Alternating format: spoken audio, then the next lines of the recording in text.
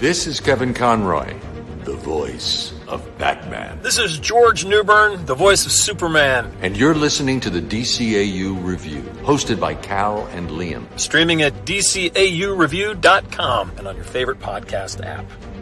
Hey, everybody. Welcome to episode 150 of the DCAU Review. I am one of your hosts, and with me, my good brother, good friend, the man who's been here through it all, through and through, my good brother, Liam. Liam, welcome to a very special episode of the DCAU Review, episode 150. That's right. You haven't gotten rid of us yet, folks. We're still here, 150 episodes, running strong, and for the first time, we are not reviewing a new DC cartoon or movie or animated film. Instead, what we're going to do, since this is something of a milestone episode at 150, we're going to look back at our first 149 reviews and pick our favorite plots, our favorite visuals, our favorite music, and our favorite voice acting performances from the 149 episodes, and actually more than that because we've had some double features in there. So from our 149 episodes, we will pick our favorite things from those four categories that we use to break down each and every episode we have done so far. That's right, Liam. So as you mentioned, we have covered every series thus far. In the DCAU, we have covered depends if you want to count the Zeta Project or not. We tend to just pretend that it doesn't exist until we absolutely have to acknowledge it. I think is the strategy that we've decided to cover here. So in theory, we've covered an episode of every series thus far of the DCAU. We have definitely covered a lot of memorable Elseworlds episodes as well. But for this week, as you mentioned, we are going to discuss a sort of a DCAU review, so to speak. A DCAU review inception here as we go through some of our greatest hits. You see, sitcoms back in the day would do these clip shows where they would just, they would take highlights from various different clips and mash them all together and make a 22-minute episode. And you're like, man, this is a waste of my time. Why am I watching this? But we actually have a cool function that we're going to do at the end to make this worth our listeners' while as well. That is, not only are we going to discuss our favorites that we've covered thus far and breaking those four categories down that we do each and every time. But we are also going to nominate some new members of our top picks category. So if you're not familiar, if the listeners aren't familiar with our top picks category, Liam, give them a little background on what that is. Yeah, so as mentioned, we have these four categories: plot, visuals, and animation, music, and voice acting.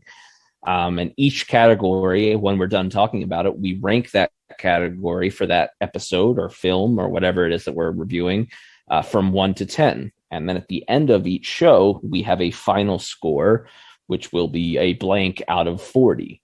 We've had a few episodes that reach a 40 out of 40, which you can find in the archives at DCAUreview.com.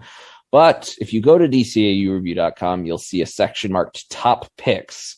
And in that section is every episode that we have reviewed where one of us, either myself or Cal, has given the show at least a 37 out of 40 or higher.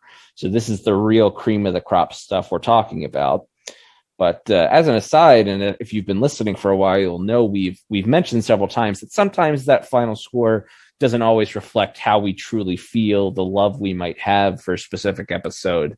So we feel there might be some episodes that didn't quite crack that 37 point threshold, but still deserve to be mentioned in that cream of the crop top pick section.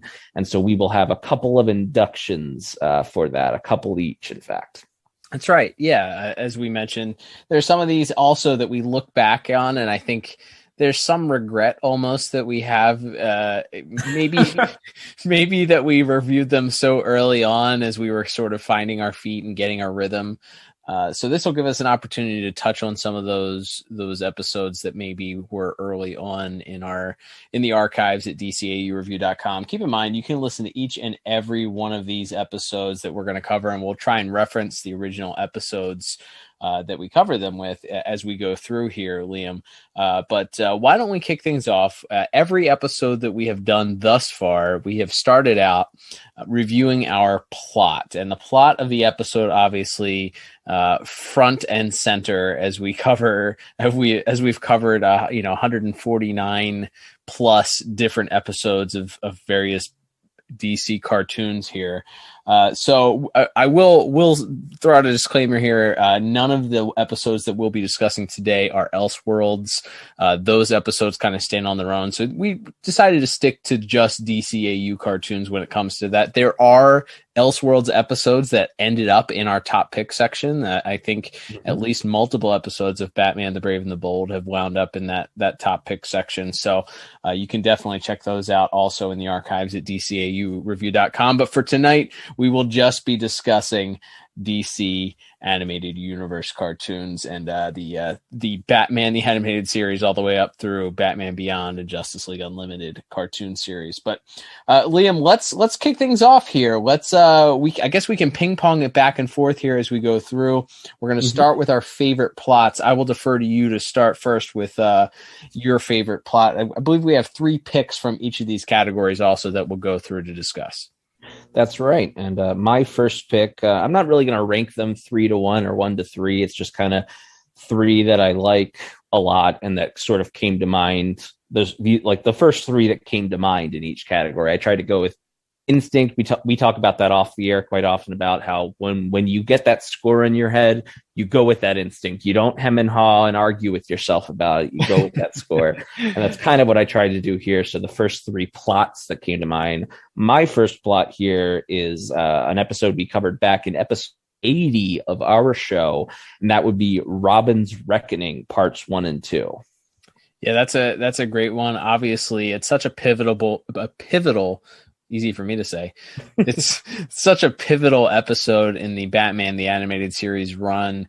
And it obviously meant a lot to both of us growing up because, as we mentioned so often, it's one of those, we had the Warner Home Video Robin tape that featured that episode on it. So that was something that we could rewatch over and over and over and over again.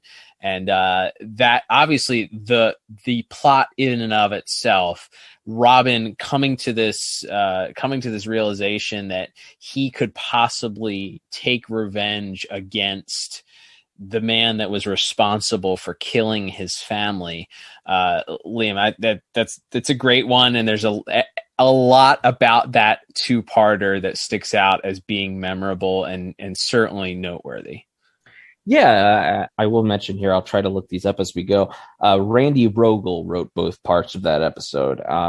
And it's really quite an interesting story because not only we're getting the DCAU version of this classic character and Robin, his origin story, we get flashbacks to seeing him as a child, the immediate aftermath of him dealing with the death of his parents, the anger he feels, the frustration he feels, how, Bruce Wayne sort of becomes the surrogate father to him.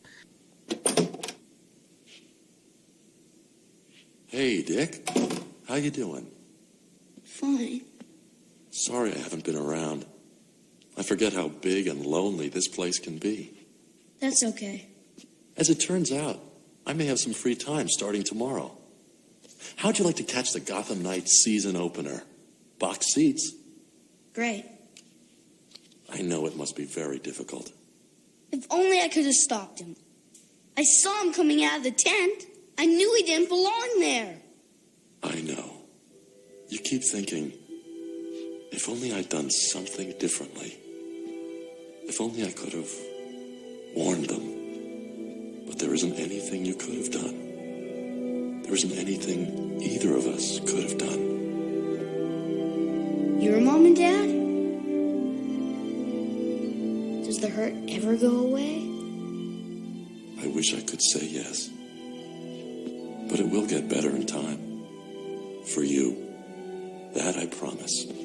And then we also have this present day story where the man, Tony Zuko, who killed Robin's parents, Dick Grayson's parents, is back in town, and Batman sort of realizes it a little bit before Robin does, and basically tries to shut him out and tries to work the case alone.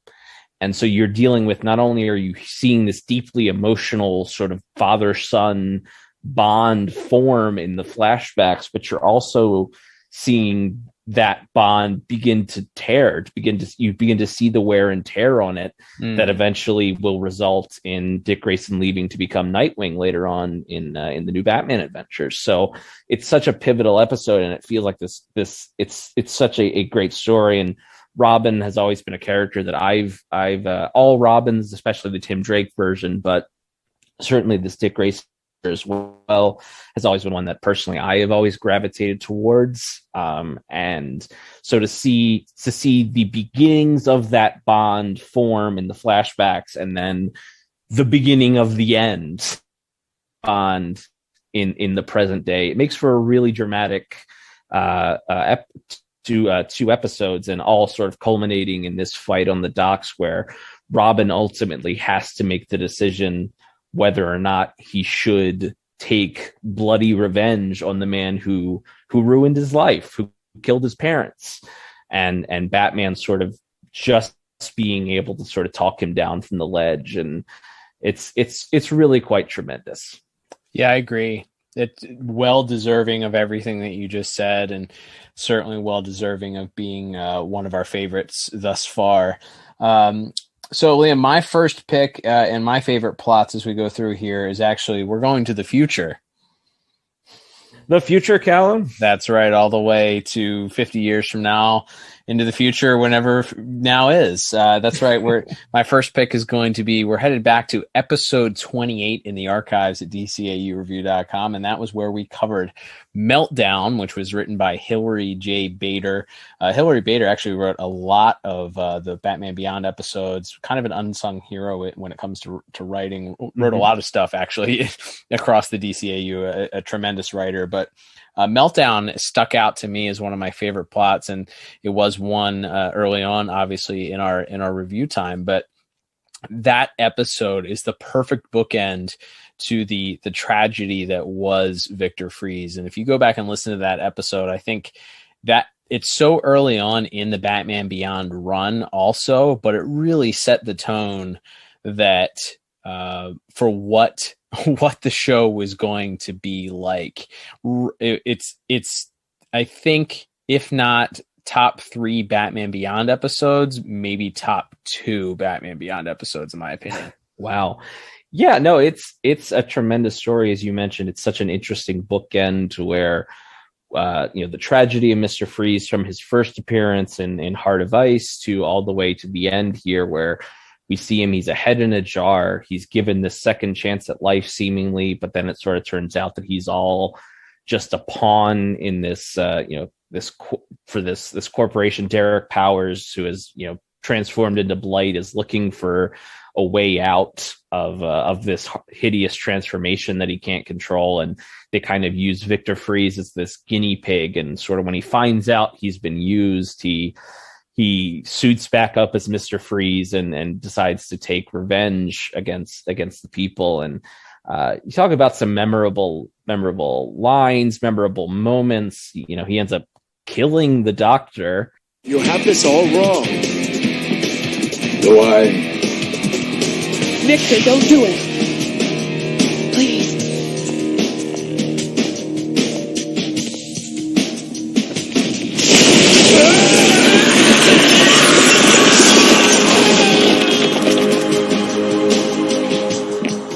We were only trying to help you. Remember, there might be some momentary discomfort.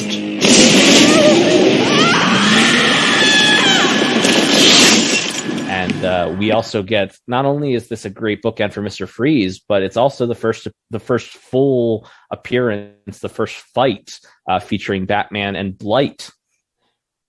Yeah, it's a very pivotal episode. You get multiple villains. You get this sort of redemption arc and this sad, tragic ending. There's a little bit of conflict between Terry and Bruce, and Terry willing to trust and believe. And I think we talked about in that episode, Terry having this difference of a heart. Bruce has this hardened heart, this belief that evil people are evil, or the evil people that he's dealt with at this point almost have no redemption. He doesn't believe that Freeze could really change. And Terry wants so badly to believe and is rooting for Victor Freeze to turn out differently. And you see at the end when Freeze ends up putting the suit back on, and his Terry's disappointment and his just utter sadness at what has become of poor Victor after all of this, of not even, as you mentioned, not even really his issue. He was trying to stay on the straight and narrow path and ended up falling and being used in this as a chess piece in this corporate game. So it's a very well written episode. It's, like we said, it perfectly bookends the Heart of Ice award winning episode that kicks off in Batman the Animated Series and really gives a proper tragic ending to this character that just couldn't seem to find lasting happiness. So written really well, and one that I can go back and watch over and over again, and one that if I think about it too long, I start to get pretty emotional and get chills. So happy to move on to the next choice here. I'll just say Mr. Freeze's final words, telling Batman, who's telling him, we have to get out of this building, it's going to blow up, and having his final words before he dies be, you're the only one who cares. Stay where you are.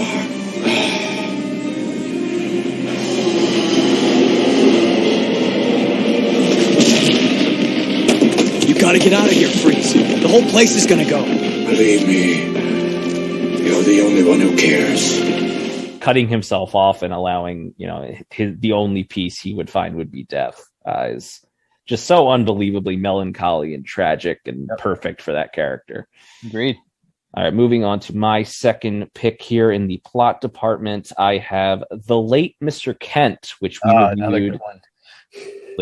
reviewed all the way back in episode 14, one of the first Superman episodes that we covered. And we covered it so early because we just couldn't wait to talk about it, because we knew from back when we just watched this as purely as fans how much we loved it. And I actually rewatched this just this week. HBO Max put up Superman the Animated Series in HD, the first time that show's been up-res to a proper resolution for modern televisions. Thank God. And, yes, thank heavens. And there's a few growing pains along the way, a few backgrounds missing, but still, I watched The Late Mr. Kent this week, and I forgot what a great story. First of all, it's a fascinating way to tell the story. It's told Clark Kent, or Superman, is narrating the whole thing. So it's this like detective noir story where we start with Clark Kent's funeral, and then we do 2 days earlier, and he narrates this. We find out that he, interviews this convict who's on death row for killing a woman. The convict swears on his life that he didn't kill her, that he never killed anyone. He was a thief. He was a criminal. He was a thief, but he never murdered anyone, would never hurt anyone. And Clark believes him. And the rest of the episode there is sort of, it becomes Clark's needing, it's the truth, right? It's the truth and the justice in Truth, Justice, and the American Way. According to the computer disk, Walker got his pizza at almost the exact moment the murder was committed, which proved he was innocent.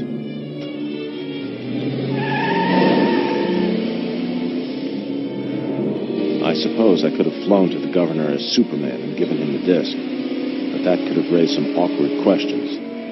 Maybe there was some ego involved, too. I wanted this to be Clark's victory, not Superman's.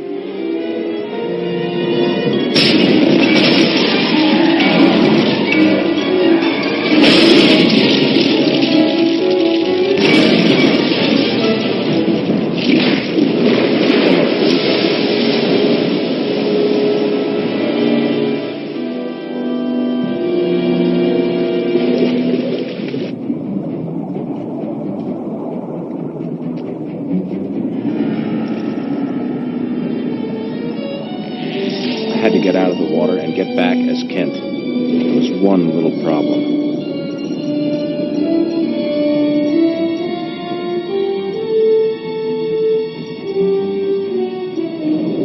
If the fisherman saw me come out as Superman, he'd know my secret.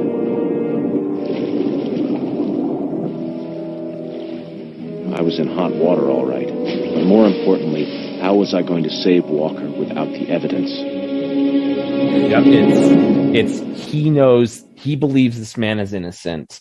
He needs to do everything he can. We see him being a reporter, being a detective. He seems to have exonerating evidence for him. And then a car bomb goes off in Clark Kent's car. And obviously not being able to tell the world he's Superman, he is then left with something of a dilemma of not only is Clark Kent now dead, what does that mean for the person? What does that mean for Superman? But also there's still the matter of this innocent man is about to be put to death. And so seeing the importance of the truth and the importance of justice to Superman told through this fascinating detective noir lens, it's such a great story. It's done really well, and it's funny that we did cover that so early on, and it ends on such a shocking note with the execution of the main antagonist of the episode going to the gas chambers we talked about. Yes. With a hooded executioner, which is one of those things you're like, wait a minute, they couldn't show Batman punching a bad guy in the face. They couldn't show too many guns firing on television with standards and practices. But they could show a villain just a couple years later. They could show an antagonist being executed in a gas chamber. Okay, with a hooded executioner. Yeah, there's no doubt about what's happening. It's not like it's something implied or whatever. No, they say it's an execution. It's death row. They're very explicit about what it is. Yeah, I believe I forgot to mention, but this episode was written by Stan Berkowitz, and it's a fascinating story. And near the end of the episode, Superman is sort of resolved to the fact that even if he has to tell the world that Clark Kent and Superman are the same, that he will do that in order to make sure that this man goes free. And I love that, because there's a scene earlier than that in the episode where he tells his parents, Ma and Pa, that he'd go crazy if he had to be Superman all the time, that he needs to be Clark Kent, but that in the end, he'd be willing to give that up, willing to give up that privacy, that peace that he finds being Clark Kent, if it meant that this innocent man could go free. And that's Superman, yep. That's what we're talking about. Yep. Love it. Yeah, it's really good. Like you said, it's done very uniquely. You have the voiceover, you have all those various aspects, and you have such a Clark Kent driven plot, which is obviously, if you know the character of Superman, that is who Superman is. Superman is the secret identity. Clark Kent is the man. Absolutely. So it does a great job of highlighting that. Very well written, very memorable. Definitely one to go back and watch again, especially on the new high res remastered HBO Max if you have that. So definitely. And Liam, that will bring us to my second pick, as we are here discussing our favorite plots from episodes that we have covered thus far. And what do you say we take a little trip to what I believe to be the Midwest, or my understanding to be the Midwest, and that being the city, not or state. We don't know what it is. The city of Dakota. That's right. We are going to go and talk a little bit about Static Shock here. And I think my favorite episode, maybe surprisingly, especially when it comes to plots, you would think that maybe it would be one of the crossover episodes that we've discussed, one of the two Batman episodes that we've covered thus far. Static Shack, yeah. Static Shack, one of those. Sure, yeah, maybe, but definitely not. Honorable mention to Static Shack. That's right, baby. Oh boy, man. definitely don't check that episode out in the archives at DCAUreview.com, or do. That one's for Cameron of Tim Talk, who adores Static Shock, as well as the Hoop Squad that comes out of Static Shock later in an episode we have not yet reviewed. But can't wait to cover that one. But that one's just for Cameron. There we go. But my favorite plot so far that we've covered in a Static episode is going to be the episode Static in Africa, which of course deals with Static sort of learning a little bit about his African heritage. He and his dad and sister take a trip to Africa, and not only do they learn a little bit about his heritage there, but they also happen to run into a unique superhero voiced by one Carl Lumbly, aka the Martian Manhunter, and it's a very memorable, fun episode that I think ends up being one that I will go back and watch multiple times. If outside of those crossover episodes, so far I would say has probably been somewhat rare when it comes to Static, but this is one that I really enjoyed because it gives you a little bit of that. It's not edutainment so much as some of the other Static episodes tended to be, but it still gives you a little bit of that idea of Static learning about his heritage and learning about his roots and those his ancestors that came from Africa, but also learning a little bit about what it means to be a hero and seeing a hero that looks like him, that he can look up to, that isn't just, somebody that, it's just not one of the typical superheroes that he may have run into before, but somebody that he can look to and see and want to emulate. Yeah, I think that's really the most interesting part of it. Is he, at one point Virgil has a conversation with Richie and talks about how, he doesn't feel like a black kid. He feels like just a kid, and asks Richie, "Is this how you feel all the time?" V-Man has a trip. It's amazing. There are black people everywhere. Dude, you're in Africa. No, Richie, ever since I got here, I felt different. Connected. Hey, when my dad went to Ireland, he got all goofy too. It's not like that. It's like I've been carrying this weight around all my life without knowing it, and now it's gone. What are you talking about, Virg? In Africa, I'm not a black kid. I'm just a kid. Is this what it feels like for you all the time? Yeah, I guess. Feels good.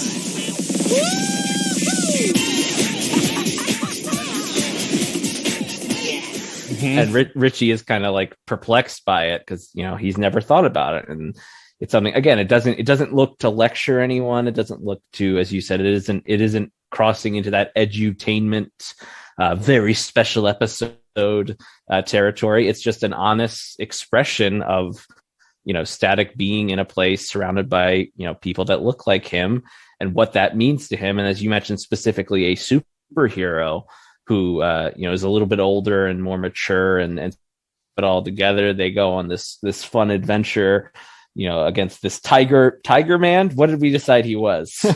Leopard tiger man. Leopard. He has stripes, but the name that they give him is the name of a tiger. So I guess he's a tiger. But anyway, but at the end there, as you mentioned, he kind of tells Anansi the spider that he's so glad that that there was a black superhero for kids to look back in the United States, and Anansi tells him there is, and he points right at Virgil, and it really feels like that's an important moment for where we see Virgil begin to take those steps towards when we see the far future versions of Static Shock, where he's one of the greatest heroes.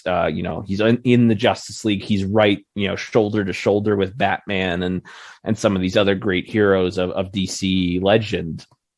So it's really cool to see kind of the building blocks of that, where this, cool, kind man in Anansi takes the time to sort of mentor Virgil, know that you can be that hero for people. You can be that symbol of hope, and that symbol for obviously not just for black people, but in this episode, it was specifically about that representation and about the importance of that. And I thought it was just handled really well. And On top of that, it's just a fun story where the Spider and Static fight a Tiger Man.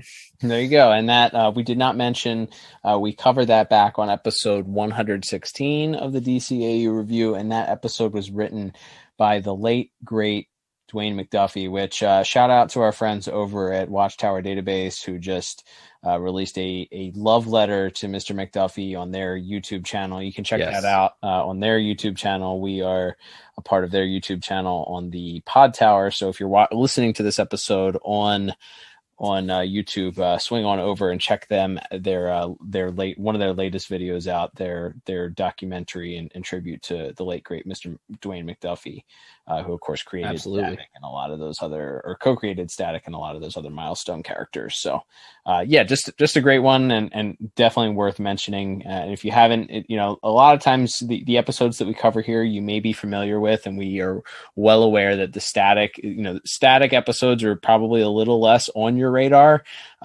This is one that I would definitely advise going to check out if you haven't seen it, and it's also available on HBO Max. We are not shilling HBO Max, but we would. Yes, we absolutely would. For proper compensation, HBO Max, if you're listening. That's right. So my final choice for the plot department will be the episode that we covered back in episode 102 of our show, Cal. And that is the Justice League Unlimited episode for the man who has everything. Oh man, it's such a great episode. Of course, not that long ago, 48 episodes ago or so, but this, of course, is one of those episodes that ended up being a direct adaptation of a Alan Moore comic, and one of the most interesting things I know that we point out in that is that Alan Moore is not a fan of adaptations of his work. He's very outspoken about not translating his comic book work into movies or other media, or taking the characters that he created and using them in other media without his advisory or being involved. Very outspoken about that. But interestingly enough, he, I guess, approved enough of this episode to have his name tagged onto it. Yeah, that's right. A lot of things you will just, Alan Moore written things that get adapted, you will just see the name based on the graphic novel illustrated by, and you'll see Dave Gibbons' name on the Watchmen movie, but you won't see Alan Moore's name, that kind of stuff. So we actually see, based on the story by Alan Moore and Dave Gibbons, both credited at the start of that episode. So it's wholly unique. Whatever you think of Alan Moore as a person, he's very outspoken politically. His opinions on the comics industry and superhero stories as a whole has sort of changed over the years, certainly. But taking such a pretty direct adaptation, there's some minor changes. Robin is actually in the comic book version, but and I think the Krypton stuff is a little more streamlined. But just as a story, this honestly, like, for the sake of variety, I didn't do this, but I probably could have nominated this for all 4 categories, because there's great musical moments, there's some great visuals, and the action part of the episode is, of course, Mongol has attacked Superman and thrown this strange plant onto his body that causes you to hallucinate and kind of see your heart's desire. So we see Wonder Woman and Batman dealing with Mongol in the Fortress of Solitude. So there's some fun action there. Wonder Woman really has a rough go of it. But in the meantime, we see sort of what Superman's true heart's desire is. And it's another thing that I think is so authentically Superman, which is that he doesn't see himself. He doesn't see, the injustice style. He's not ruling the world. He's not a leader or a political voice at all. He's living on a farm with a wife that happens to be a combination of his his only 2 romantic loves that we know of, at least, those being Lana Lang and Lois Lane. And he has a son and a dog, and he lives on a farm on Krypton. and he just has a family life. And his father Jarrell, you see him alive, and so that's I think that's so cool, that and interesting. That's ultimately the most selfish desire that Superman has, is to live a nice quiet life. Yeah, it's a great family. It's a great insight into that character. We just mentioned it a minute ago, but the idea that this person is Clark Kent. He just happens to be the strongest, most superpowered individual in the DC universe also, but he's really at his heart a farm boy from Kansas who loves the quiet and loves his family and has this innate desire to just be with his family in peace, doing mundane, normal American things, Midwest American things, like you would picture a lot of people probably from Kansas doing. And, so for his ultimate fantasy to be this mashup of being reunited with his Kryptonian parents and his Kryptonian on his Kryptonian home, but yet it having so much of that Kansas, Lana, stuff mashed in with it just done incredibly well. Yeah, and I think that and his sort of realization, he begins to sort of have these feelings that it's fake. He sort of hears echoes of Batman's voice trying to wake him up, and he sort of sees things. He begins to figure out what isn't working. But I think the greatest scene is when he has to say goodbye to the world, and he speaks to his son.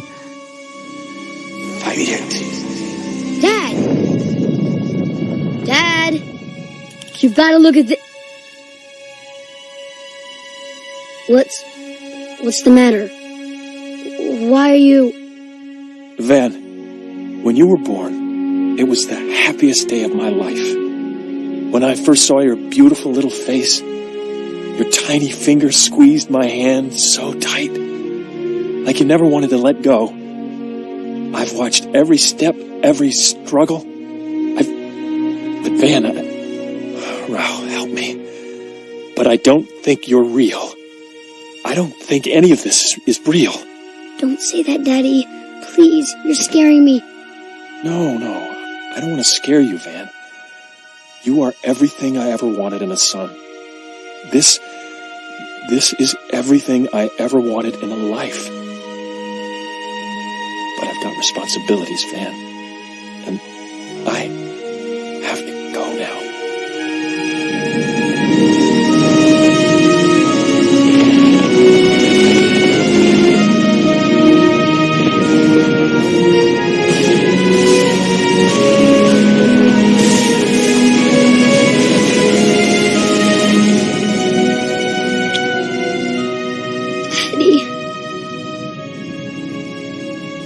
I promise you, I'll never forget.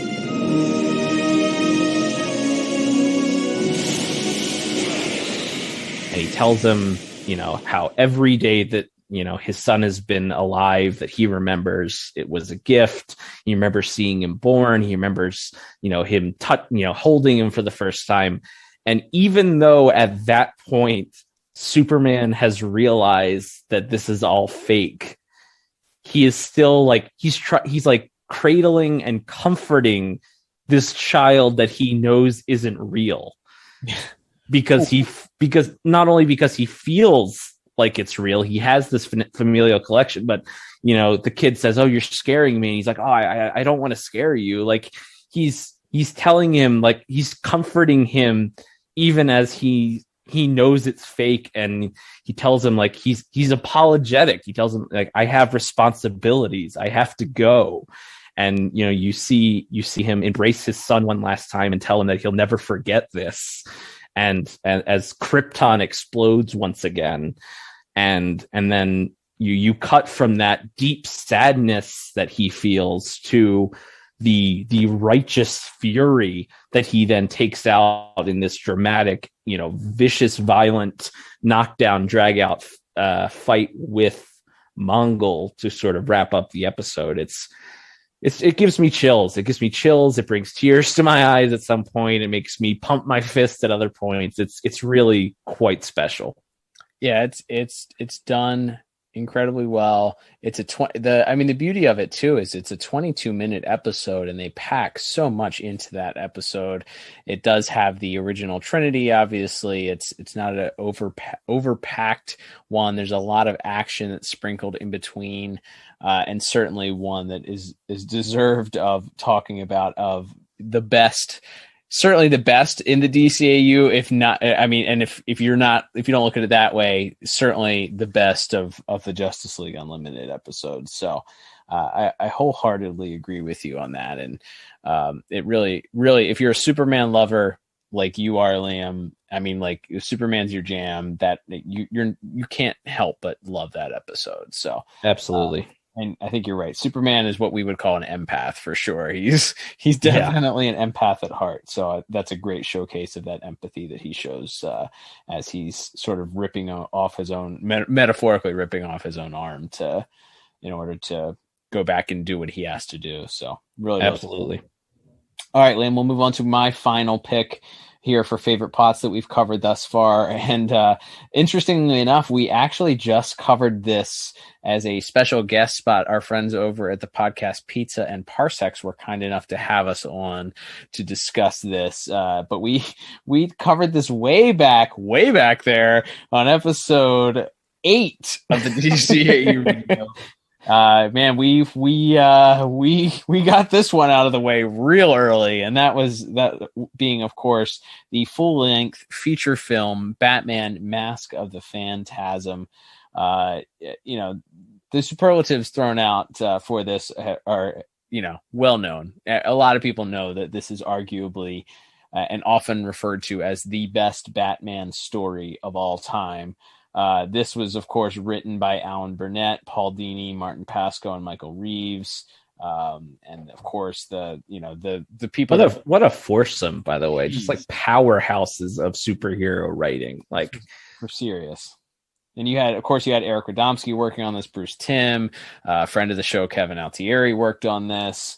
So you had the who's who of working on this movie that was released to little fanfare because of the way that it was ultimately released, a quote unquote box office flop, but has since been is often referred to, as I mentioned, revered as the best Batman story, if not the best Batman movie of all time. And Liam, in a nutshell, if you guys want to hear our deep dive thoughts on it, go check out, like we said, the latest episode of our friends over at Pizza and Parsecs. They have a great podcast. They were kind enough to have us on to talk about this. It was nice to review it, especially since we hadn't talked about it so early on in our run here for our podcast. But reviewing that and watching it again and watching the remastered version was really quite a joy for me. And really, looking back at our score, I think we settled on we're in the low 30s. I think 33 or 32 out of 40 each. But thinking about the plot of this movie, just in a nutshell, thinking about Batman's the tragedy of Batman, him taking this oath to defend his parents, and then falling in love shortly thereafter, never thinking that this was going to happen, him battling with the guilt that he has, that he feels this obligation, that his parents are looking down at him and demanding that he keep this oath. What am I still doing this for?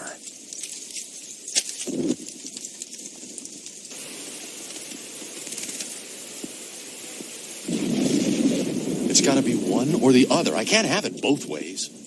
I can't put myself on the line as long as there's someone waiting for me to come home. Miss Beaumont would be glad to know you feel that way, Master Bruce. She's holding on line 1, sir. Master Bruce? Alfred, I can't. Not now. What shall I say, sir? I don't know. I just don't know!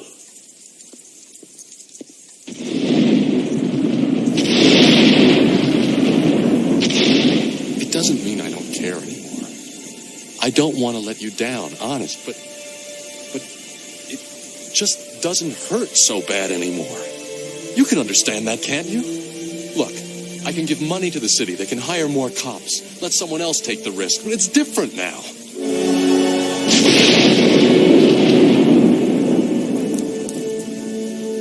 Please. I need it to be different now. I know I made a promise, but I didn't see this coming. I didn't count on being happy.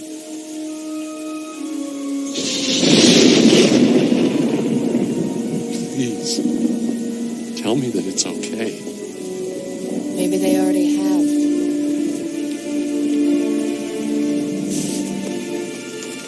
Maybe they sent me.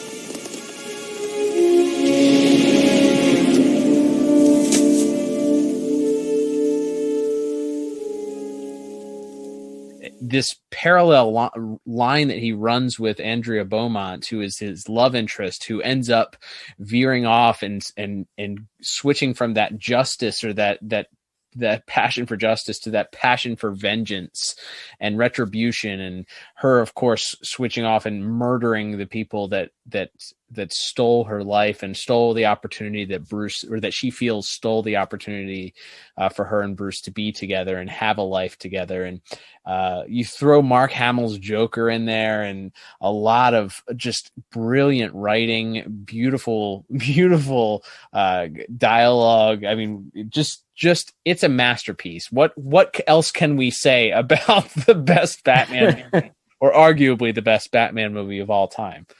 Yeah, it's quite tremendous. Like you said, thanks again to Dave and Liv for having us on the Pizza and Parsecs show. We talked quite at length about it there, and definitely hope people check that out. But yeah, it's a tremendous story. The sort of dichotomy between Bruce and Andrea both having this moment where they find love and then it's torn from them, not of their own volition, and sort of the paths that they choose to go down from there, and sort of how deeply they know each other, and how well that they really are so similar. And as you said, throwing in in the midst of this tragic dramatic love story, to throw in the ultimate monkey wrench of just evil and nihilism and of the Joker it really just creates this incredible recipe for, as you said,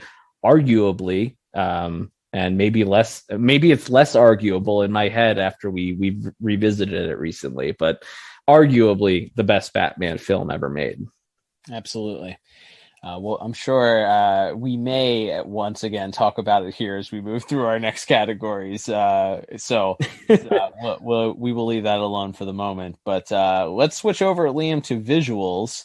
I will kick us off here talking about, as we switch categories here, some of my favorite visuals from the past 149 episodes that we've covered. And number coming in, again, we're not ranking them 1 to 3 or 3 to 1, but the first one that I'll mention and throw out there is going to be Batman the Animated Series episode Two-Face. And we covered that episode back again very early on, as we do all of our Batman the Animated Series episodes in order. So that one was way back on episode 10. Quite a while ago. But Two-Face is one of those episodes that stands out for a multitude of reasons. It's a great story. It's one of the great tragedies of Batman the Animated Series and Batman's Rogues Gallery. And they do such a great job of obviously setting up the Harvey Dent character. But there's so much of that episode in particular that stands out to me. I think that the scene to me that stands out and is maybe one of the most iconic in Batman the Animated Series is after Harvey has gone through this horrible accident and disfiguration. Batman comes upon him, and you see Batman sort of cower away in shock after this explosion has done something to Harvey, and it's not revealed just what has happened to him. Batman's face is shocked and his eyes are wide, and Kevin Conroy delivers his iconic line of "Harvey, no." And so they cut to the next scene, and his fiance Grace is coming to the hospital to visit him. And just as they do, the doctors are taking the bandages off of his face.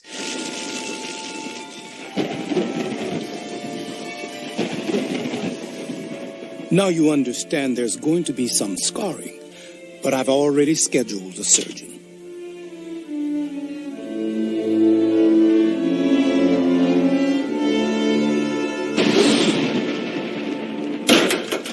Give me a mirror.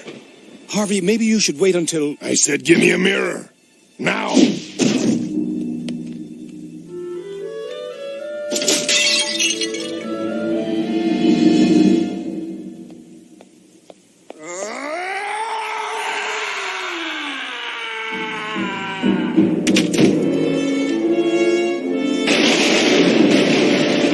Harvey, what happened?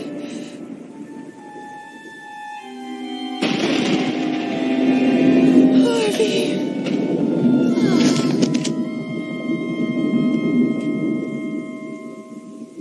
Goodbye, Grace.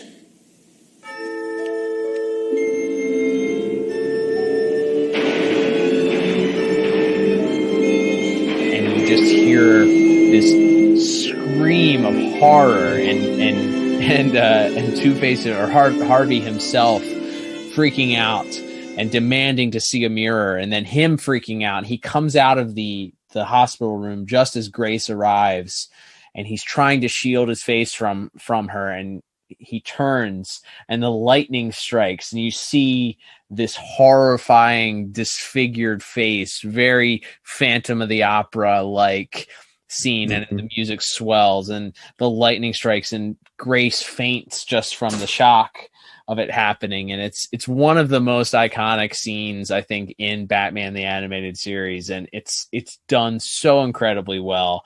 There's more to be had both in this episode and the next episode that we talked about. There's shadow work that they use early on in the first part of the episode, sort of literally foreshadowing the transformation later on, but from Harvey to Two-Face, and it's done really, really well.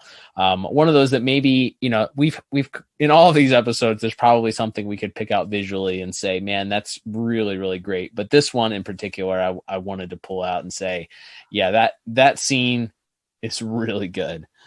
It's so amazing. As you mentioned, we have a little bit of backstory because Harvey had appeared in those previous episodes. So when you see the visuals of this terrible, horrible disfigurement and sort of the violence of the Two-Face persona taking hold, it's really quite incredible. The visual that really sticks out in my mind is the very last thing we see at the end of part 2, as Two-Face has been captured and is being taken to jail, and Commissioner Gordon asks Batman, "Do you think there's hope for him?" And Batman says, "Where there's love, there's hope, but a little luck wouldn't hurt." And we see him flip the coin. We follow the coin; it falls to the fountain and slowly floats, to the bottom of the fountain there. It's such a simple thing, but it sticks out to me as like this, icon of that series of just Batman flipping the coin into the fountain at the end.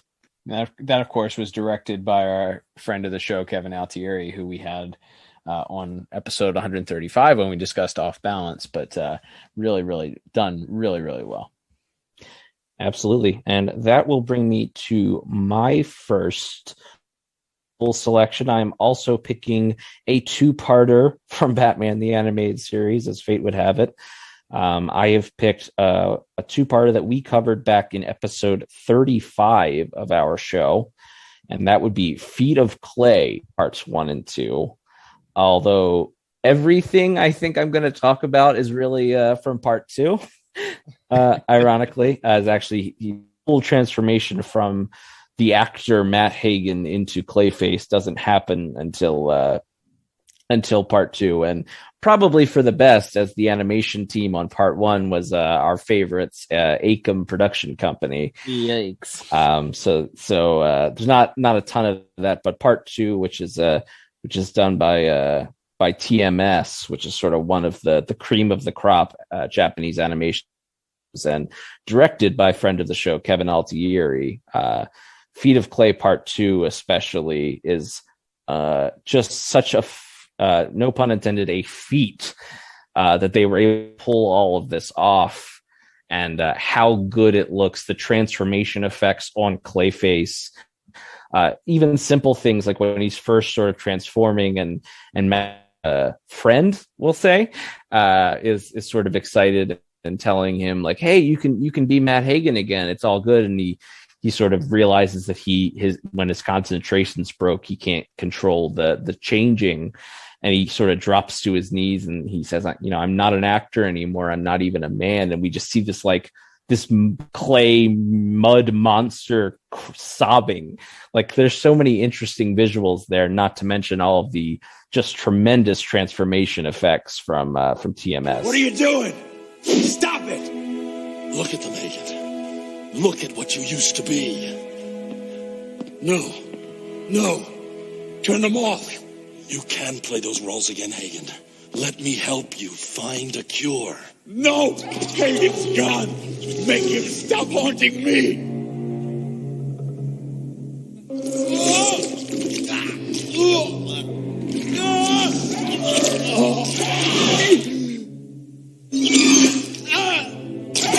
Stop it!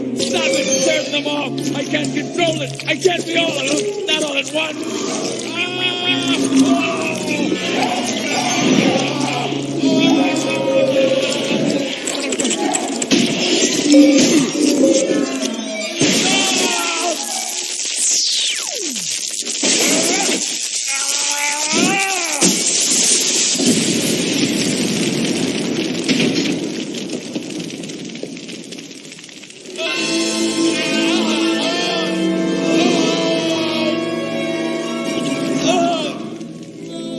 Mercy. It looks just like Bruce Wayne.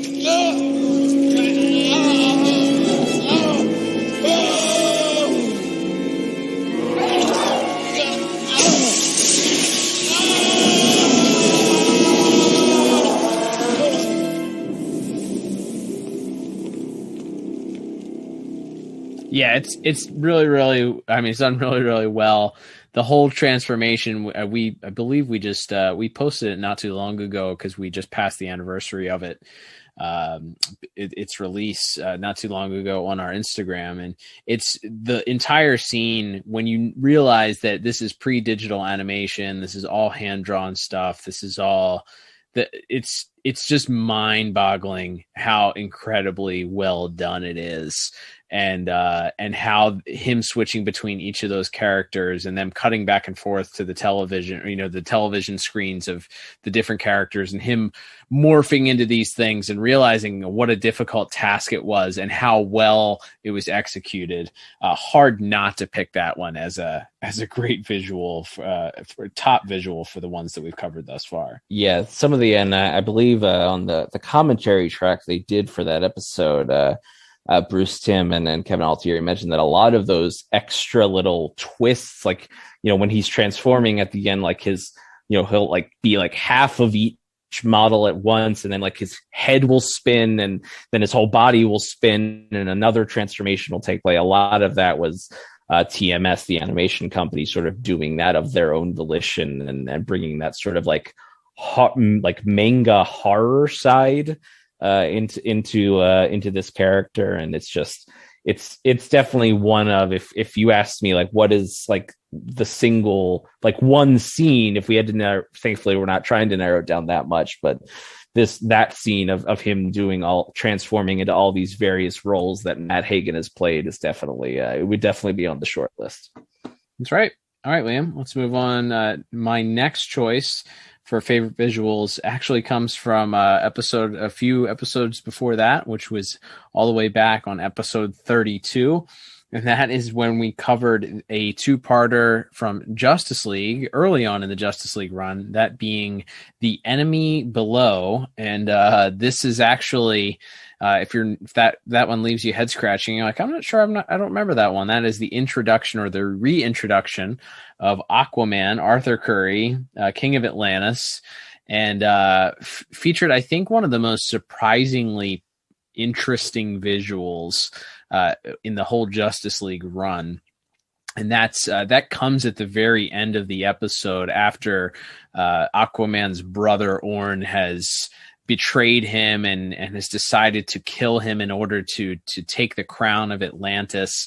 So not only does he capture and tie Aquaman to this giant cliff that he sort of pushes off towards this volcanic river, underwater volcanic river, but he also ties Aquaman's young child, a young baby boy, and hangs him also from this cliff. So Aquaman is standing there, and this piece of the cliff is slowly drawing towards this river of lava, and you know that doom is impending, and not only for Aquaman but for his son.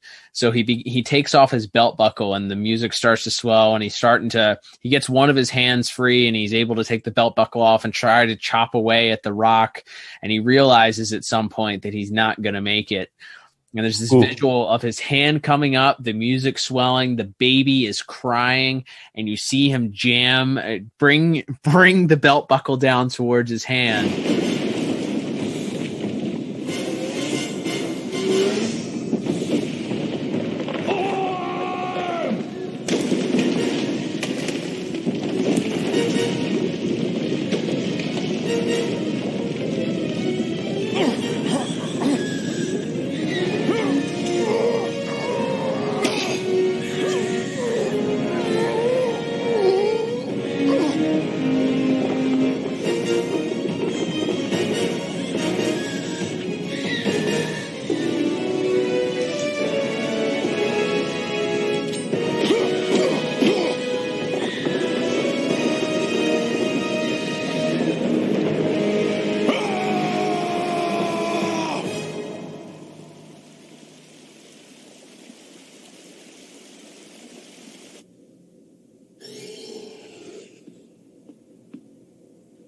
We've searched the entire palace.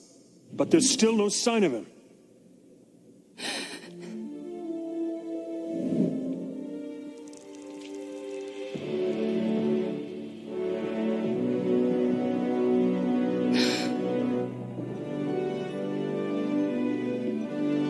My love, you're safe. And so is our son.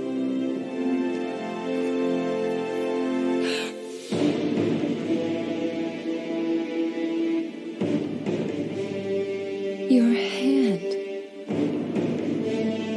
Where is Orm?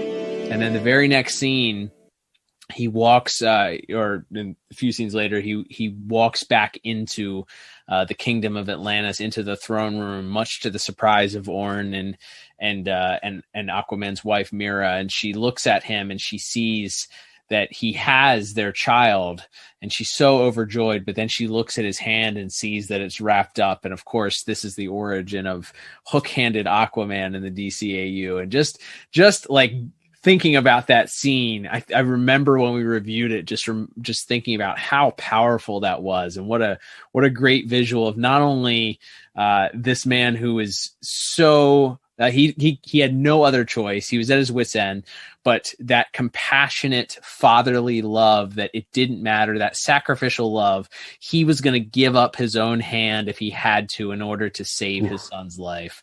And it's such a powerful visual that's brought into. And then, of course, the sweet revenge of the fight between him and Orn at the end, it kind of makes it well worth it. But yeah, that was one that I remember being overly impressed and not remembering how powerful it was and what a great visual sequence it was until we watched it again.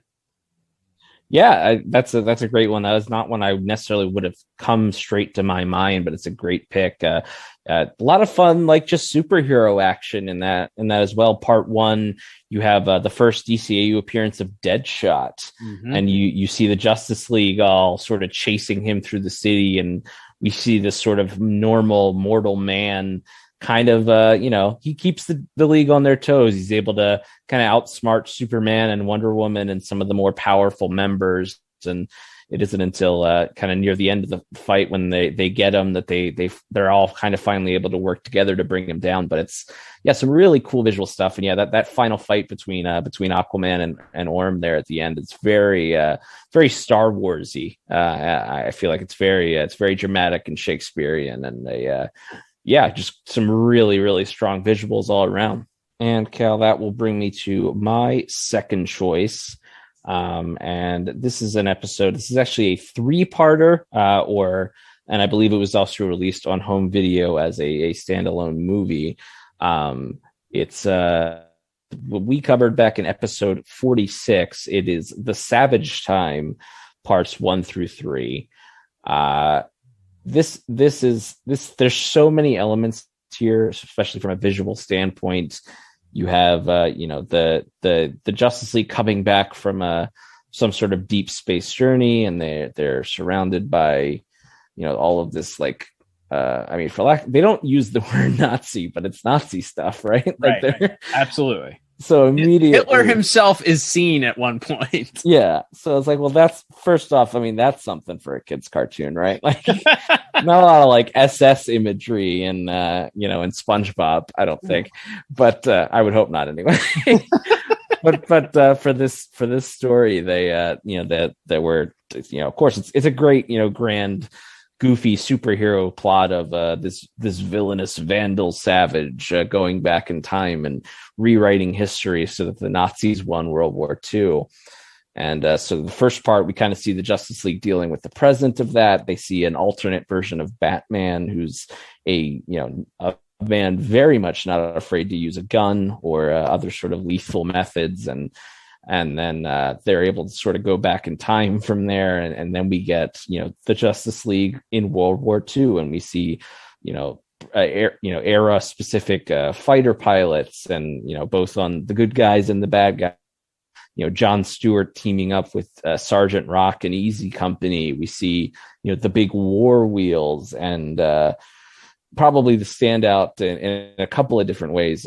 Blackhawks appearing, and a lot of these fun World War II era characters. I believe these episodes were directed by Dan Reba and Gick, respectively, and they just did a tremendous job over these three parts there. They just really just went hog wild. Every sort of DC Comics World War II deep cut they could fit in there.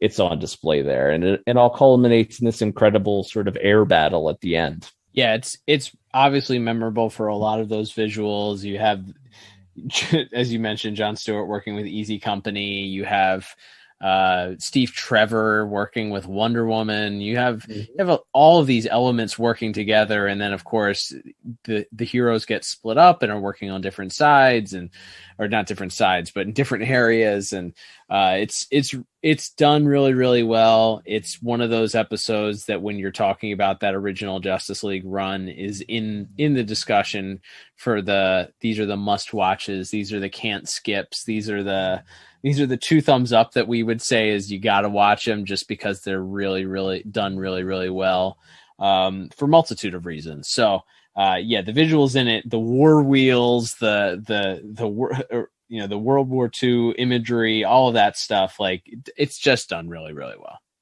Absolutely.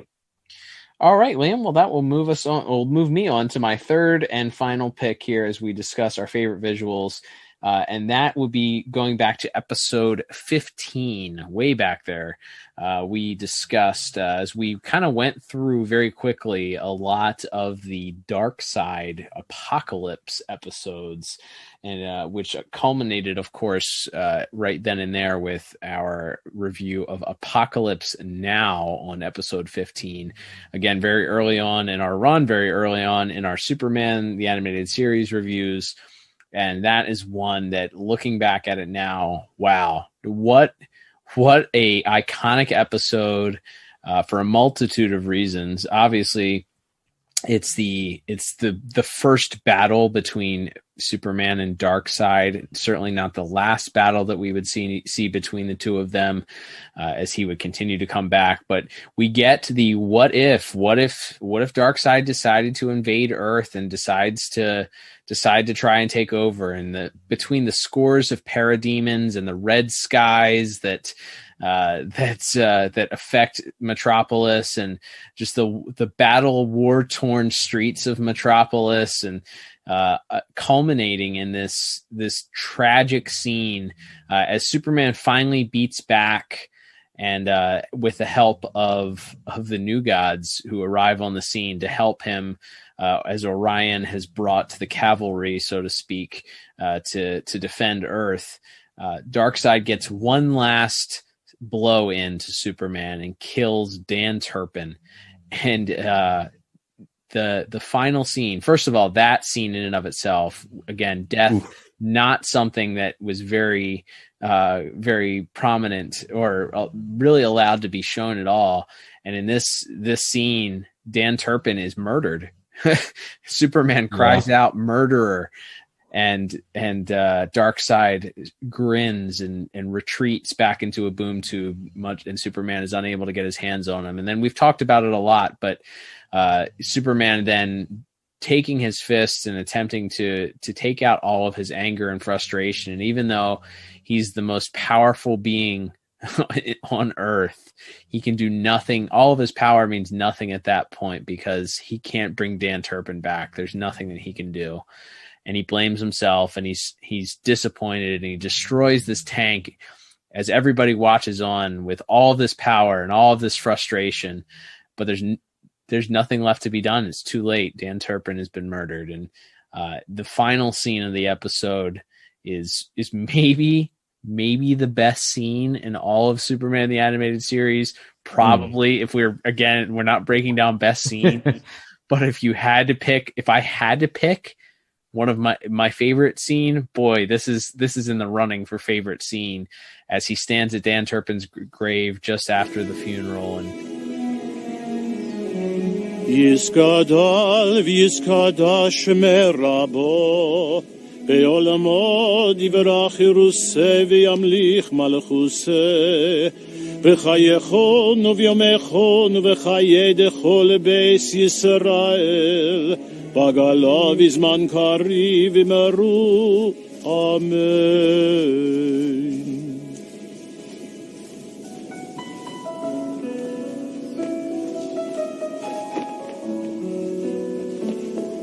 Goodbye, old friend. In the end, the world didn't really need a Superman, just a brave one.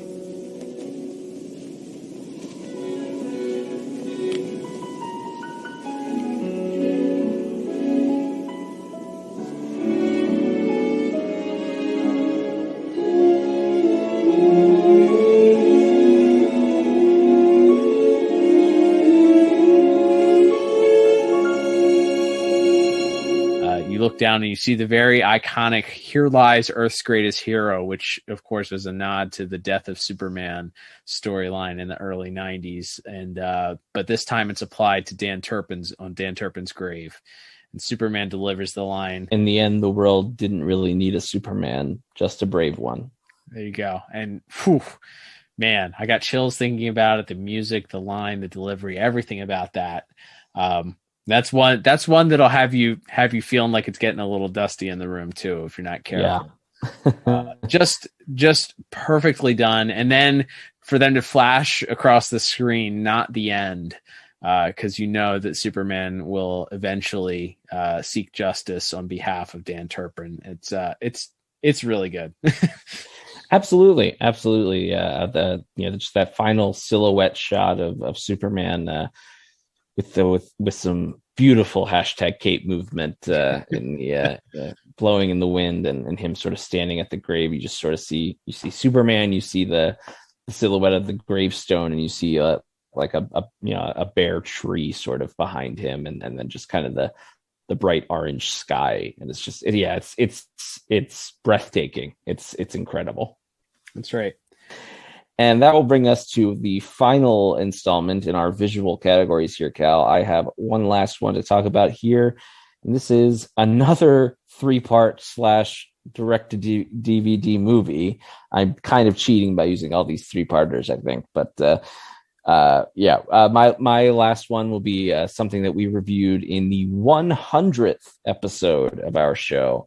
That is, of course, Star-Crossed. And another episode that probably could have shown up in a lot of these categories. You have the drama of, this is the end. This is the series finale of the original Justice League show. You have the bitter end of the Hawk Girl and Green Lantern romance as you find out that she was lying to him, lying to everyone, and that she was sort of a scout sent by the Thanagarian army, only for it to turn out later on that even she didn't really know what the Thanagarians were going to do as they planned to destroy the Earth. And sort of, it's very dramatic. There's great music. There's great voice performances. But I think what really stands out above all else for that episode is the visuals. Specifically in part 3, you have Superman, Wonder Woman, the Martian Manhunter, Green Lantern, all in this giant space battle with hundreds and hundreds and hundreds of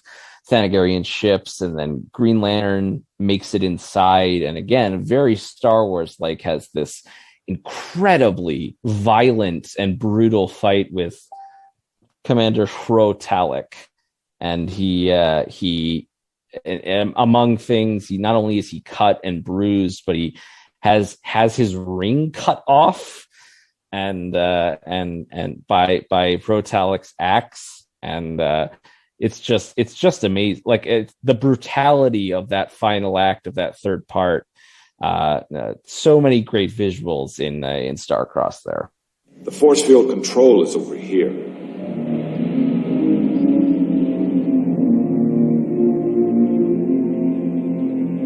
That is what you came for, yes? You want it? All you have to do is get by me. It'll be a pleasure. No, this won't be like the last time you took something that belonged to me. Anything I took was freely offered. Maybe you should take better care of your stuff.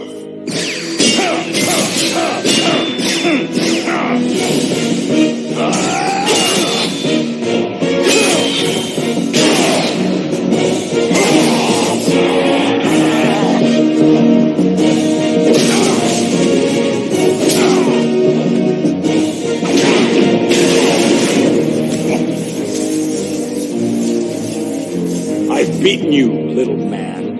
Any last words? Yeah, you can kiss my axe.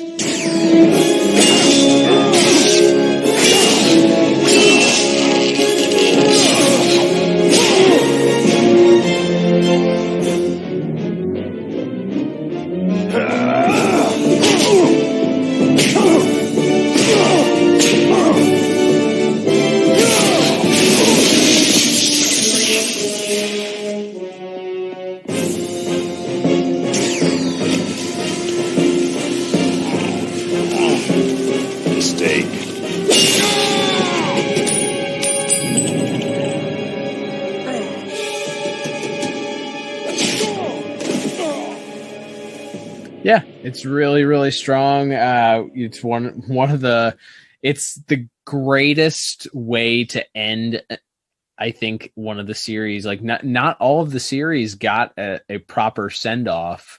And obviously they were sort of planting seeds for the Justice League Unlimited. And I guess you could argue that Superman got somewhat of a send off with Legacy, but a lot of the series just kind of sort of don't have a proper end to them. So for Justice League to have this end that feels both final, but also opening the door for what was going to come next, done really well. And the visuals in it are certainly memorable and well worth discussing.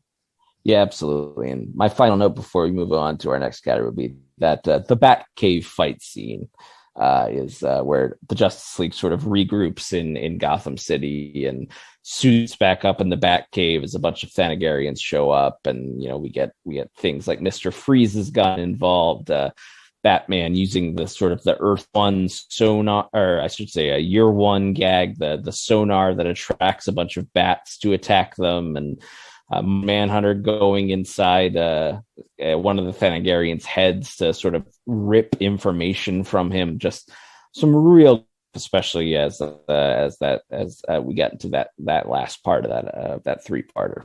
Agreed. They gave that justice for Alfred after he was manhandled. That's right. All right, Liam, moving on. We will move on to our next category here, which is going to be music. So we talk about music a lot and the pivotal nature of each of these episodes. I will go ahead and give your top 3. We'll give these right in a row here for the sake of time. Go ahead and list off your favorite music thus far that we've covered. Yeah, so I again, hard to pick just 3, but I ended up with my first one being Nothing to Fear, which we covered way back in episode 3 of our show. Way back there. Yeah, just some tremendous musical moments in that one. Bruce. No, not now. You are a disgrace. No, you are not my father. I am not a disgrace. I am vengeance. I am the night. I am Batman.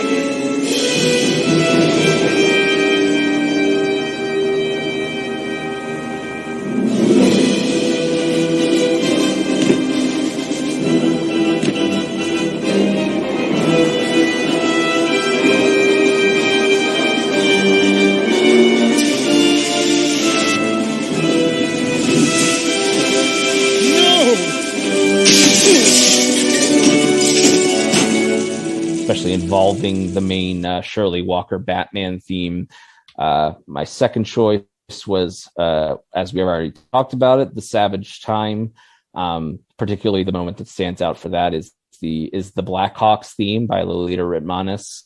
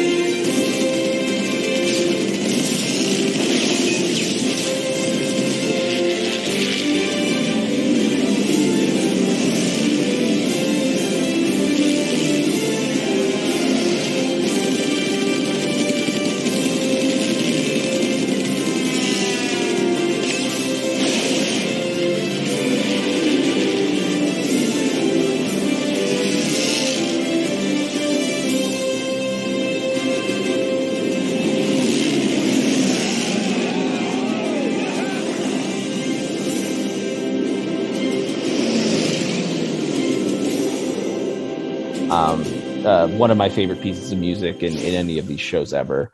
And then my final choice being, it really couldn't be any other. If you're a long time listener to the show, it's one that we covered back in episode 7, and that is The Forgotten. Stop him! Stop him! Or you'll all rot in the brain! There he is! We got him now! He's gone into Box Canyon. There's no way out.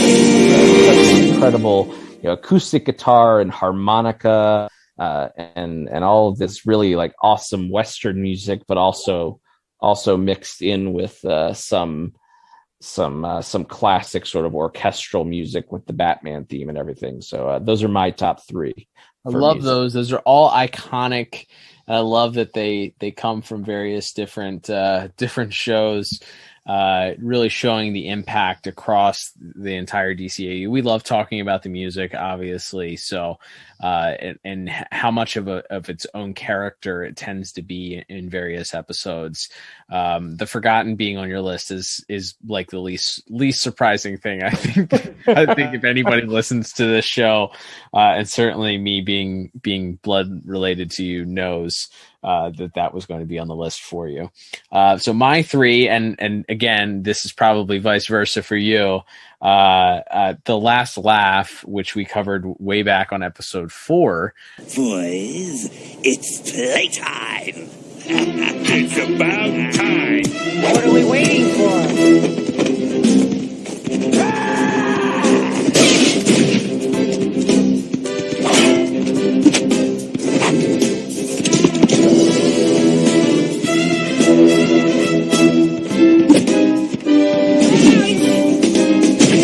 Batman, you're a real party pooper. Why don't you take your mask off and have a few laughs?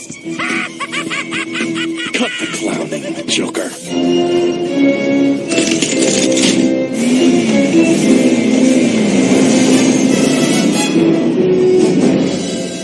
Get him.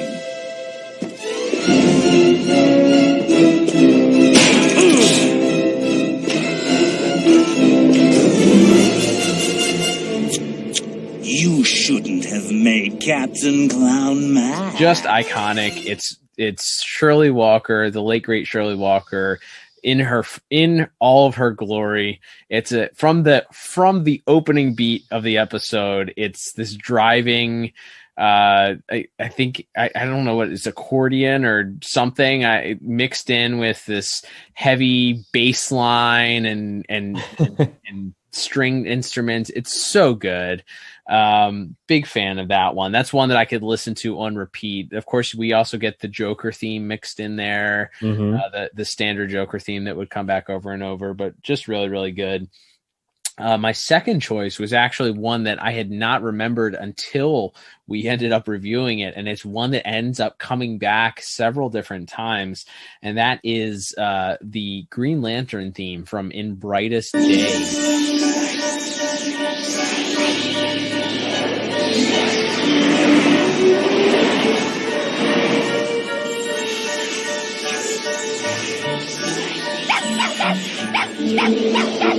Bat.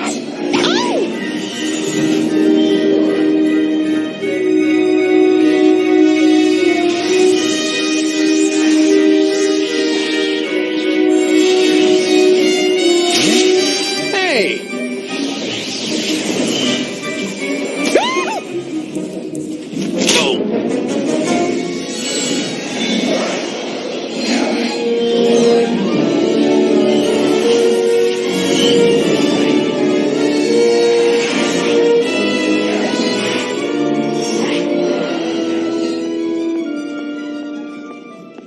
Which was what we reviewed back on episode 122, which was Superman the Animated Series episode in Brightest Day. It's where we get our first introduction to Green Lantern into the DCAU, and it's a theme that we talked about on that episode that lends itself to almost feel like they were writing something for that Green Lantern character to possibly get his own spin-off, or it's just written. It's an epic feel to it. I hate that using that overused word, but it has a very soundtrack oriented vibe to it. And of course it would then later come back into play in Justice League Unlimited, and then even in the credits, as we actually discovered as we were listening not too long ago, the credits for Justice League versus the Fatal Five features the theme as well. So it has been one that has come back several times in various forms in the DCAU.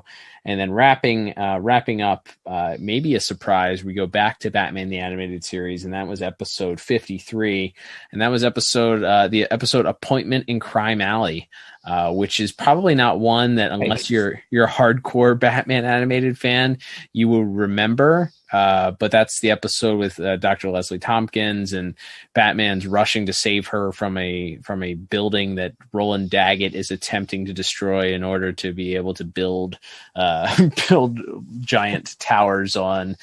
No real world implications on that one. Yeah. Just some light gentrification talk on this early 90s Fox Kids weekday afternoon cartoon. Perfect. Just perfect.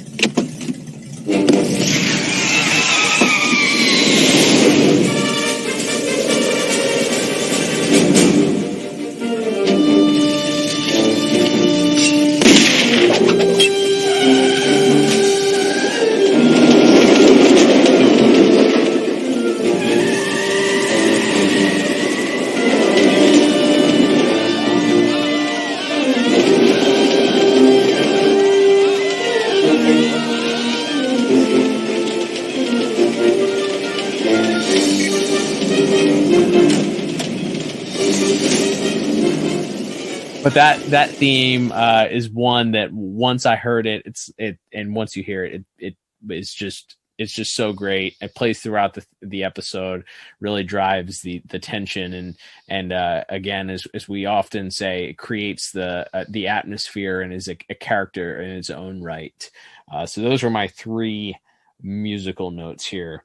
So Liam, we will move to our final category here of the day, and we will talk about our favorite voice acting performances, which I think for me, this was the hardest one to try and whittle 3 down to. Yeah, we could be here for another 2 hours just talking about and again, if we were really giving each of these categories their due, we could, each one could have its own episode, but for the sake of brevity here, we have done our best to narrow it down to 3 here. My first one on my list being one we covered back in episode 60. It's actually the last 2 episodes of Superman, the animated series, that being Legacy. And there's some good performances. Clancy Brown as Lex Luthor is good. Dana Delaney's Lois Lane has some good moments. Nicole Thomas, Supergirl. But what it really comes down to is the end of that episode, at the end of part 2, the confrontation between Tim Daly's Superman and Michael Ironside as Darkseid is just some of the words that are said there are just so burned in my brain, and it does such a great job of encapsulating that Darkseid and Superman rivalry. You used me. I told you once, Superman. If you would not be my knight, you would be my pawn. I see you're a man of your word. I am many things, Kal-El. You couldn't begin to imagine half of them. But for now, I shall take the role of executioner. A final gift, my wayward son. A fast death, infinitely preferable to the shame of returning to Earth. There your legacy would be one of fear and distrust. A pariah desperately chasing the favor of a world that cursed your name.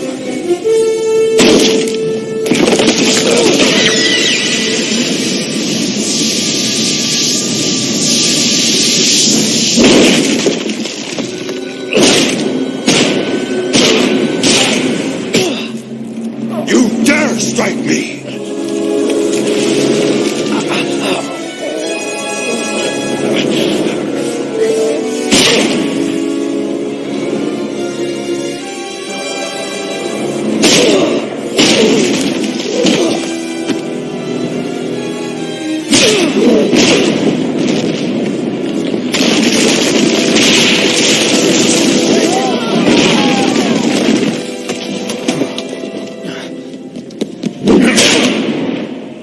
That's for Dan Turpin.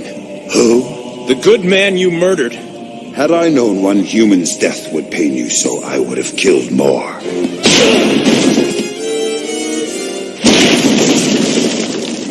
Yeah, I think if we are on the same wavelength, when Superman decides to punch him and says that's for Dan Turpin, and Darkseid comes back so smugly and says, yeah. Who? Oh, yeah. so good, man. Michael Ironside, very, very iconic voice. And, one of those things that when you think of Darkseid's voice, like, man, just perfectly cast. And you're right, that final battle between the two of them, just chef's kiss on that one. Absolutely. And my second choice will be one we reviewed way back in episode 19, which is one of the most memorable episodes of any of these shows, World's Finest, aka the Batman Superman movie, if you watched it on home video. But yeah, this is one that almost had to be there because you have the first meeting of Tim Daly's Superman and Kevin Conroy's Batman, but almost equally as important, you have Mark Hamill's Joker meeting Clancy Brown's Lex Luthor. Ooh, rich Corinthian leather. What do you want? I sense we are kindred spirits, you and I. Oh, there are differences, to be sure, like hair. But underneath it all, we are both entrepreneurs, men of vision. We see an opportunity, we grab it. Am I right? Right. But in the past few weeks, I've had a run of bad luck.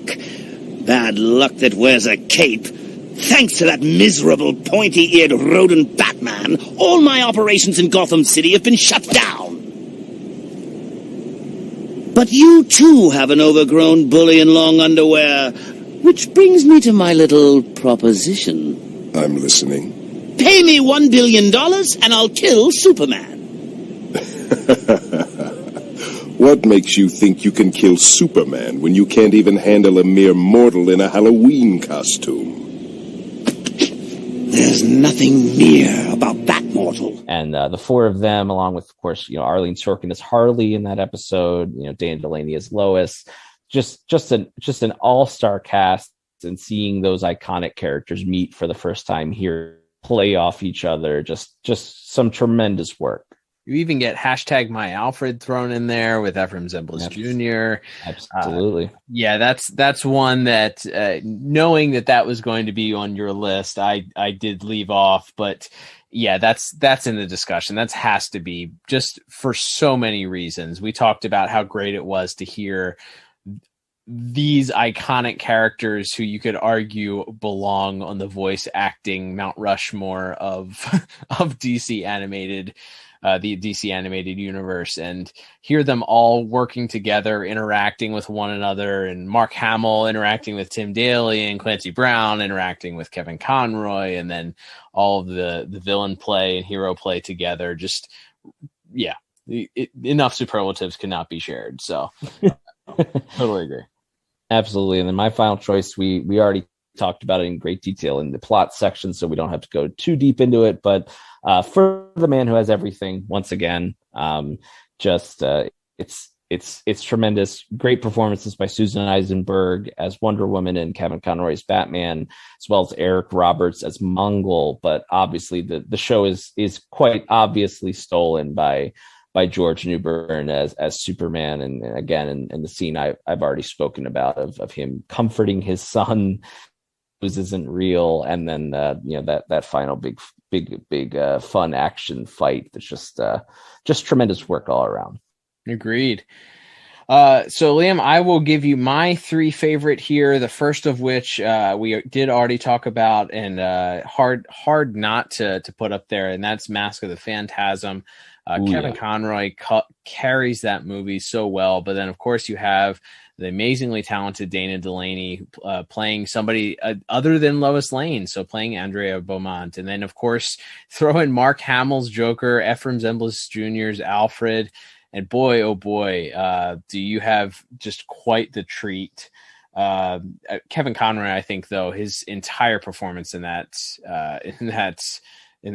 movie is just going from the light or the younger innocent Bruce Wayne all the way through to the hardened Batman, and even at the end, him being frustrated that he couldn't save Andrea from what he believes to be her untimely death, and the conversation between Ephraim Zimbalist Jr. and Kevin Conroy at the end is just, as Alfred comforts Bruce, is just really good. But I think the outstanding one that I think of when I think of that, though, is Bruce pleading at the grave to his parents to let him out of this oath. And when he says that he didn't count on being happy, like, whew, man, that's so hard. That's so hard to just watch. Really, really good. Second on the list here, I'm going to go with what the other arguably the other best Batman movie of all time, that being Batman Beyond: Return of the Joker, which we covered way back on episode 70. And that one is another one where you look at just the various different voices that are featured in that movie. Of course, Kevin Conroy and Mark Hamill and Will Friedle, but also Michael Rosenbaum making appearances, and Tara Strong, and the entire Batman the Animated Series cast, Ephraim Zimbalist Jr. So you have this mishmash between the two eras of, and I think Matt Valencia is his voice featured in it. Briefly. He doesn't have many lines, but yeah, we do briefly hear his voice as Robin before the laugh later on provided is by Andrea Romano herself. But yes, we do briefly hear Matt Valencia in that role. So yeah, and Arlene Sorkin, and so you have a large cast and sort of this meeting of the two eras, and obviously that movie has a lot of great things going for it, but not and the cast is simply, I think, the voice cast and the voice acting and the interaction, certainly in the final scene between Will Friedle and Mark Hamill's Joker, just great. Something you probably never thought you would see, and it works so well because you get the Joker who we've known, and the Joker who is not used to a Batman that quips back at him, and just really cool, done really well. Oh, good. The beam's headed here. Now I'll have to start all over again. Thanks for wrecking everything, kid. See you around. Hold it. Oh, wise up, Junior. Game's over. I'm taking you in. Right.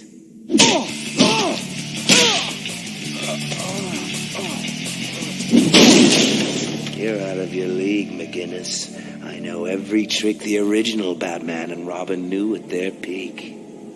Maybe, but you don't know a thing about me. You? What's to know? You're a punk, a rank amateur, a costumed errand boy taking orders from a senile old man. Still, if it's a whooping you're a-wantin'. That's right. Better to run and save yourself. It's about your speed. Let's dance, bozo. So that one is added, and then wrapping up my voice choices for best voice performances, I had to go back to episode 22, and that being Heart of Ice, and that was the very first episode that we ever covered, Liam, that ended up being a perfect 40 out of 40. It's one of the few that have that designation. And the voice acting in this episode, you actually have Mark Hamill playing a non-Joker character, which we discussed was a little bit distracting at times. But really, the main focus is going to be Michael Ansara and Kevin Conroy, of course, Mr. Freeze and Batman, respectively. So it's the lines, everything, like the lines between the two of them, the lines Mr. Freeze has just as himself. It's one that I could probably from start to finish repeat. And the line that Michael Ansara's Mr. Freeze delivers to Batman after Batman asks him if he's really going to kill for revenge, to avenge his wife's death, and he delivers that iconic line of, I'm beyond emotions. They've been frozen dead in me. That suit you wear, a result of the coolant? Very good. A detective to the last. I can no longer survive out of a sub-zero environment. Tonight I mean to pay back the man who ruined my life. Our lives. Even if you have to kill everyone in the building to do it? Think of it, Batman. To never again walk on a summer's day with a hot wind in your face and a warm hand to hold. Oh, yes, I'd kill for that. Just so good. One that I will occasionally just pull up on YouTube to watch because it's so good. But yeah, I think that's well worth a nomination. It was one of those that I probably could have picked for every one of the categories, as we discussed. A couple of them. Heart of Ice could have been on every one of these, but for the sake of a little bit of variety, I left it off except for the voice acting. Absolutely. It would move me to tears. Still had tears to shed. Oh, so good. So poetic, and yeah, some great writing from Paul Dini, and a tremendous performance by Michael Ansara. That's right. All right, Liam. Well, that will bring us to our top pick nominees. So with that said, we have identified 2 each, as we mentioned, that we are going to induct into our top pick section here that had not quite warranted that 37 out of 40, but we are giving the nod to just because. So I will let you go first with your first pick, and then we'll ping pong back and forth here. Sounds good. Yeah, my first pick is one we touched on briefly in the music section here. It is one that we covered in episode 3, Nothing to Fear. It's great episode.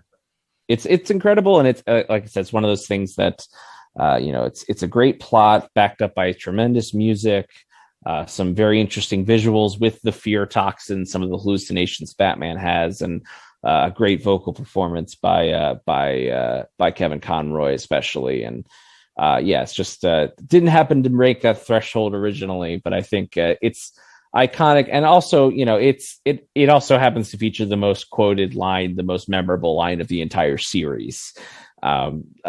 So with the I am vengeance, I am the night. So I think for all those reasons, it's got to be posthumously inducted into our top pick section. I love that. I'm going to switch gears here and go a little bit from maybe iconic for its seriousness and its iconic lines, and that episode in and of itself is such an important early on sort of tentpole in the Batman the Animated Series run. I'm going to switch gears here. We're headed over to Metropolis, and I'm going to cover an episode that just fell outside of our top pick section when we reviewed it for episode 139. So not too long ago. And that was the episode Mixia's Pixelated, which Liam, as we discussed at the time, is just a super goofy, wacky, doesn't belong in this universe episode, but because it features an imp from the fifth dimension or fourth dimension, fifth dimension, whatever dimension he's from, fifth dimension, it works perfectly, and it features Paul Dini's incredibly zany, out there writing, and Gilbert Gottfried as the only person you could possibly see playing the voice of a fifth dimensional imp. Just a weary Tim Daly Superman, visuals aplenty to be had, goofy music. It's like a Tiny Toons episode was transported into the DC animated universe. So for those reasons, it's super enjoyable. We had loads of fun watching it, and I think it deserves its place amongst the best of the best in as far as we're considered. I love it. I think that's an outside the box pick, but I love it. And my second choice here will be another one we talked about earlier, and that is the late Mr. Kent. I think maybe a lack of spectacular music kept it out of the top pick section, but just on the strength of, like I said, the character work done for Superman, also combined with some great vocal performances. I think this one's got to be in there just for the uniqueness of it. Yeah, I think we can't talk enough about how much we love that episode. So I love that it is now taking its rightful place in our top pick section. So way to go. And for my final entry, I think this is one that we actually mentioned it when we most recently discussed it on our friend's podcast, but Miscarriage of Justice. We've talked about it several times, but the greatest Batman movie of all time, Mask of the Phantasm, was not in our top picks section. And I pretty much decided that we were going to do this episode just so that I could induct this episode into our top picks. Spoiler alert. Sorry, peek behind the curtain. But Mask of the Phantasm, for all of the reasons that we've already discussed it, and because of the iconic nature and the importance of it. And again, getting our chance to watch it for our friends over at Pizza and Parsecs podcast, and kind of watching it with maybe less critical of an eye and more of a looking at the story and looking at the impact that it has on the entirety of this Batman psyche. And of course, now it's being, aspects of it are being adapted into standard DC continuity, and and so we are seeing just the impact of this story and the Phantasm character and how it shapes him as a man going forward in this DC animated universe. So that deserves to go in our top pick sections, no doubt. Absolutely. That's a great pick. And it's one of those ones where, like, I don't think we generally go back and listen to ourselves after we're done. So it's one of those things when we looked at it, I was like, that isn't in the top picks. What were we what possibly could have been our reasoning for not scoring this higher than it was? But yes, rightfully so. A travesty of justice that has finally been righted today. But as before we fully wrap up here, this 150th episode, definitely a longer one. We thank everyone for sticking with us this week, but we thought it would be fun, since we're inducting a few episodes that didn't quite make it via their score, that we would leave the last top pick nominee induction up to our friends on Twitter, and we're going to do a poll. So we each had sort of an honorable mention that we're going to put into a poll, and the listeners and our Twitter followers will get to choose which one of those is officially inducted as a top pick in our annals here. Yeah, I love it. It was a great idea by you. I love letting the listeners give their opinions of it.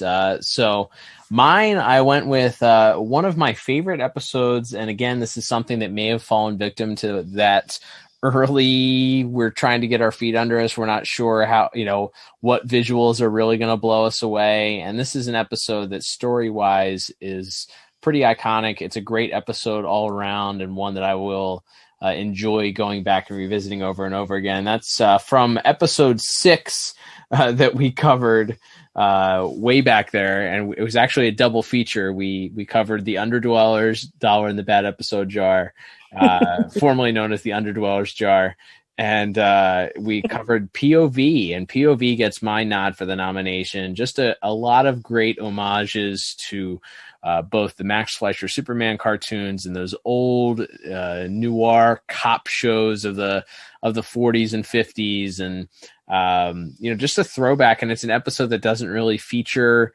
Batman, but does a lot of world building and tells you these characters and does a great job of storytelling. It's a unique storytelling perspective, not all that different than Almost Got Him, which of course we covered in the archives with best friend of the show, Monica Kubina. You can check that one out if you have not. I believe that was episode 130. But POV is done in just such a unique way. I think for me, that deserves at least a nod and a look at from our friends on Twitter. Absolutely. And similarly, I went with another one that I think is a little more outside the box, at least based on this. This didn't necessarily miss the top pick section by 1 or 2 points, but I had some really interesting Twitter conversations about this episode recently. Twitter conversations with people that made it, in fact, including Phil Lamar, as of course the voice of Static Shock, and it is in fact a Static Shock episode from the second season, one that we covered back in episode 137. It was our holiday episode, our holiday review this past year, and that is the episode Frozen Out, which sees this Bang Baby with sort of ice powers, weather affecting powers, come to town just in time for the holidays, and Virgil, who really just wants to focus on having fun and relaxing, is sort of reluctantly this story that we get a very honest and sort of visceral look at homelessness and sort of mental health issues and a few other things, and we sort of get a nice sort of moment at the end as this character breaks down and Static comforts her, and we get to see Static really be a hero, be a shoulder to cry on for Permafrost, the would-be villain of the episode. So I thought that's it's a little more out. Again, we try to go for some more outside the box ones that we wouldn't necessarily think to nominate on our own there. And yeah, I figured it would be fun to give two very different choices for the listeners to vote on. Of course, head to @DCAU Review. By the time you're hearing this, the poll should be up. So head to our Twitter and let us know which one you think should be in there. I love it. Yeah, definitely head on over to Twitter and check that out. Thank you, everybody, for tuning in for this week's episode. Again, we know it's a little bit longer than our standard episodes, but we appreciate you going on this ride with us, this nostalgia for a podcast that's a couple years old now, which is a podcast about nostalgia, having nostalgia for a cartoons that are 25 plus years old. So go figure. Some nostalgic inception right there. But thanks for tuning in. Don't forget, you can follow us not only on Twitter @DCAU Review, but you can head on over to Instagram and follow us there. Check out our store at DCAUreview.com. There's a store tab at the top of the page. Click on that. And if you want to support us, you can get a shirt, hat, mug, stickers. Got lots of stuff over there. Support the podcast since we don't run ads. Also, don't forget, you can check us out on YouTube on the Pod Tower. Our friends over at Watchtower Database and Tim Talk are also on that channel, so you get all of the DCAU content that you would ever need all in one spot. So check that out, subscribe to us, and give our videos a like as we post them. We would very much appreciate that. Liam, coming up next, we are returning to our regularly scheduled program for episode 151, and we are in the middle of a month of Justice League episodes, which means we are returning with more Justice League Unlimited next week. That's right, Cal. And wrapping up this month, we will be covering the next episode in the Cadmus story arc. We're really starting to get into the nitty-gritty with that one now, and it is a really, really dramatic, action-packed. We will be reviewing for episode 151, The Doomsday Sanction. Cannot wait. It's going to be great. So tune in for that one as we return to our regular reviews beginning next Saturday on your favorite podcast app and streaming, of course, at DCAUreview.com, home of the archives and the top picks section. But until then, I'm Cal. And I'm Liam. And we'll talk to you on the next episode of the DCAU Review. Adios. Happy 150, dude. Happy 150.